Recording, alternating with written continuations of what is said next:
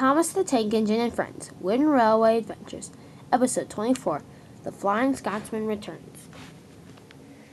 The Flying Scotsman had been away for a couple days after he had an accident with the express coaches and some trucks. But now he was all fixed up and was ready to get back to Soder. When he came back, he puffed across the shed. And when he puffed across, all the engines cheered. "Hooray!" said the engines. "He's back!" Even Butch and George cheered. They were happy that the Flying Scotsman had returned.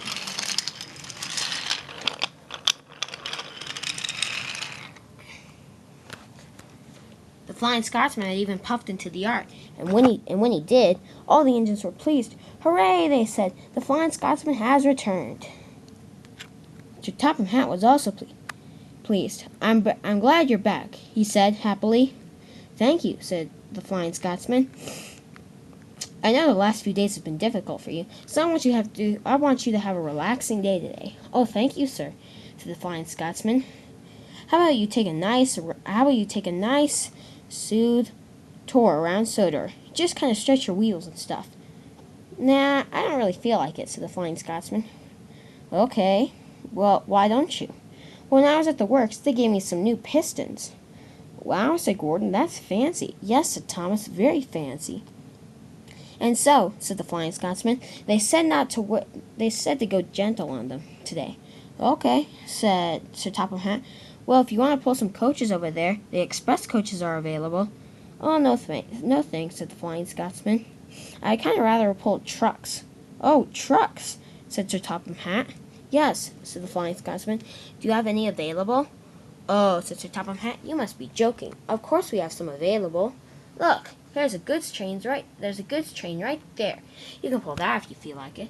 "Oh, thank you, sir," said the Flying Scotsman. "But, sir," said Emily, "that's my freight train. Remember from my punishment, and that I can't pull coaches anymore? What am I supposed to do today?" "Well," said Sir Topham Hatt, "it looks like you're going to be sitting in the shed for a while." "Oh, man," said Emily, and she puffed away. "If you want to do that," said Sir Topham Hatt, "that's all right with me." "Okay," said the Flying Scotsman. And so he puffed back to the trucks. He was coupled to them. Just then, Edward puffed up. "I see you're going to pull this goods train today," he said. "Yep," said the Flying Scotsman. "I'm on for the challenge." "Well, be careful," said Edward. "Those are the most troublesome trucks on the island. Be careful. They might end up playing a trick on you." "I hope they don't," said the Flying Scotsman. "But anyway, I think I can handle them. Goodbye." And he puffed away.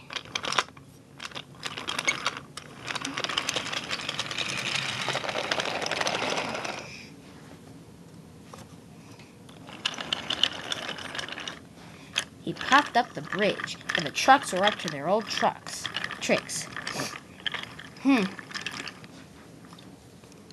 Scruffy was being very troublesome today. "Let's show this new engine that he can't stay long. He's a visitor, remember that," said Fred. "Okay, fine," said Scruffy. "Let's show this visitor that he can't visit long. Let's play a trick." "Okay," said the trucks, and they all agreed.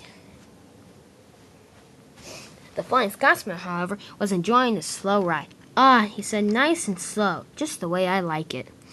He was about to go down a hill. "Okay," said the trucks. Now, said Scruffy. They pushed him down a hill.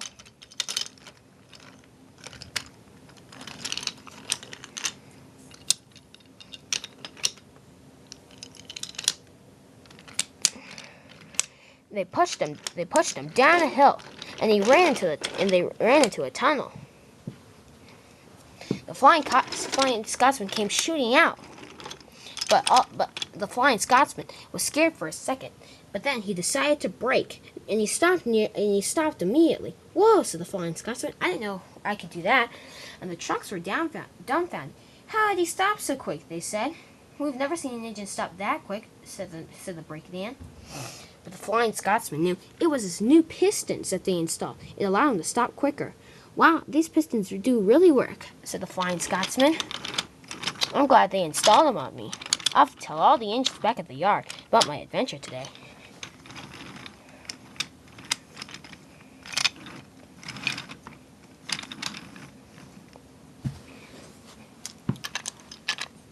He puffed into the docks, and Hector and Arthur were sitting there. "Well," said Hector, it looks like you've taught these trucks a lesson. They aren't saying a word." "Thanks," said the Flying Scotsman. "Yeah," said Arthur, "I've never seen trucks being so calm like that before." You must have a little trick in there, don't you?" "Yes," said the Flying Scotsman. "Well, it looks like you're pretty tired out, and I know you just came back from the works," said Arthur, "so I'll be glad to pull the freight train for the rest of the way." "Oh, thank you," said the Flying Scotsman. "That's very nice of you." "You're welcome," said Arthur. "Now, if you'll just excuse me," said the Flying Scotsman, "I'll get out of the way."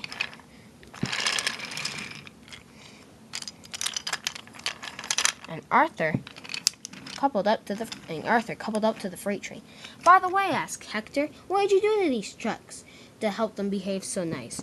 And the Flying Scotsman answered, It's only in the pistons," he said, and he puffed away.